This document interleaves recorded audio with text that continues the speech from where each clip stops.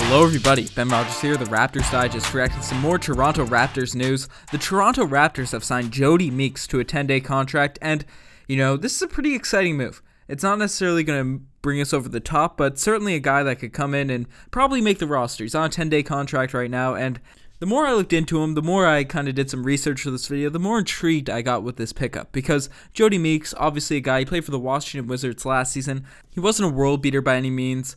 He played in Detroit prior to that and got a decently sized contract. I think he was getting paid about $6 million per year for about 3 seasons. So definitely a guy that's been in the NBA. He's not by any means a complete scrub. He's not a guy that's been chilling in the G League or anything like that. He's a guy that's been around the NBA. He's been on most NBA teams. He started off the season in Milwaukee. He was suspended for a few games, violating the NBA's anti-drug policy.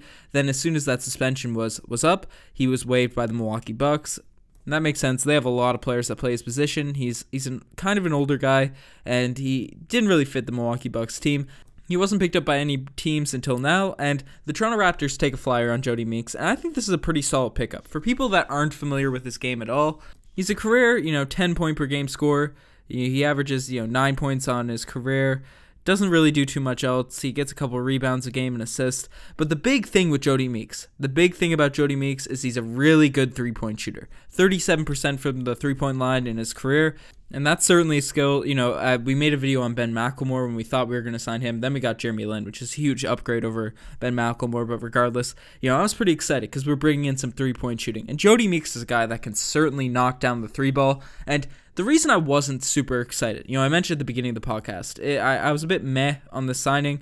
He didn't really do too much last season for Washington. He played 77 games, only averaged 6 points, which is fine. It's certainly a serviceable NBA guy. His three-point percentage kind of fell off, 34%. I haven't followed Jodie Meeks' career too closely, but prior, to him now researching and all this sort of stuff, I thought Jodie Meeks was at least 36 years old, 37. He's been in the league since pretty well. I've been watching and following super closely. He plays an old man style game. He's always cutting and just shooting threes. Doesn't really slash too much. He's really a three-point specialist. That's what he does. So I assumed he was 35, 36, especially where he's kind of on the downturn of his career. At least it looked like in Washington last season. But the guy's only 31 years old. He's not super old in this NBA by any means, especially for a three-point shooter. Usually when players are 30, this is when they're reaching the primes of their careers if they're relying on the three-point shot. And that can be attributed to guys like JJ Redick or Kyle Korver. As they progress further and further in their career, they kind of get better as they go along. So by no means is Jodie Meeks at an age where he's completely over the hill and just won't be productive at all. So I think this is maybe a smart move by the Toronto Raptors to see if we can get some production out of a guy that's a veteran. He's a veteran in the NBA. The Toronto Raptors have been filling out their bench with veteran, experienced players. Jodie Meeks has not been consistent by any means, but is certainly battle-tested. He's played in, for many different teams. He's played a lot of years in this NBA. He's played in a couple playoff series. And with the extra roster spots, because, there's not going to be, unless we fluked into Jeremy Lin. Masai Ujiri finessed that so hard, because it's very rare to find really good players off the buyout market. The only really 2 exciting pieces there this season was Jeremy Lin and Markieff Morris, who's kind of coming off an injury.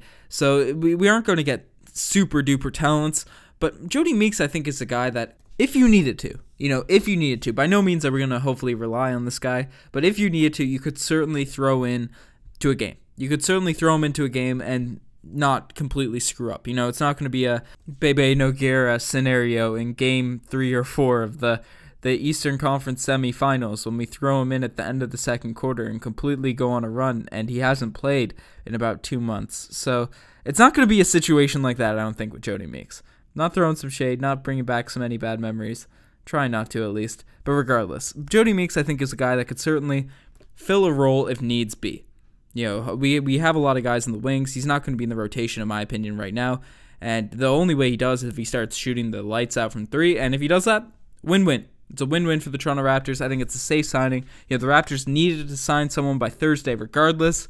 They need to add 14 players on the roster. I believe that's a league minimum. So there's a 10-day contract coming, and I'm happy that it went to Jodie Meeks and not some young project that won't help us out right now, because the Raptors are in need of three-point shooting. You know, we addressed a lot of it with Jeremy Lin, who's a very solid three-point shooter, DeMarcus Gasol, who can splash the ball from the center position, but it's always good to have more. And maybe one last thing to get excited about, maybe hype some Raptors fans up. Last season he kind of fell off a little bit for the Washington Wizards, but the Washington Wizards, that whole locker room was a plague. It just wasn't a good look for the Wizards. They're such a talented roster, and they got the 8th seed. They somehow got 2 games off us in the playoffs, but the Raptors are always a bit weird in the playoffs. At least we were. Hopefully that will change this season. But the season prior, he averaged 9 points per game with the Orlando Magic and shot 40% from 3. Solid, knocked down those threes. Shout out to Jodie Meeks, he's a Toronto Raptor now. But, things you got to be careful what you do in the NBA. That's one thing that you certainly have to do, because you never know where you'll end up, especially if you're a floating guy around the NBA. And the first thing that kind of came in my head when I heard about the Jodie Meeks signing was a certain random game in Orlando about 2 years back. And we'll throw it up on the screen now. I'll show you a video. But Jodie Meeks certainly, if we had the podcast going back then, certainly would have gotten the Damari Carroll Gold Star for this. Hopefully the video doesn't get taken down for showing a bit of this footage, but here you go. By JV, and Siakam's trying to run it off. Here's Kyle, and a hard foul by Jodie Meeks, and Kyle gets up. And you see Biz coming over, and JV, you see Pascal Siakam, and I think this could be a flagrant. This should be a flagrant, Jack. I mean, I don't understand what was an. Yeah, so Jodie Meeks. Jodie Meeks is a Toronto Raptor now. Hopefully him and Kyle Lowry don't get beef. If he does become a plague in the locker room, I'm sure he won't be because he's a veteran. That was just probably in the heat of the moment.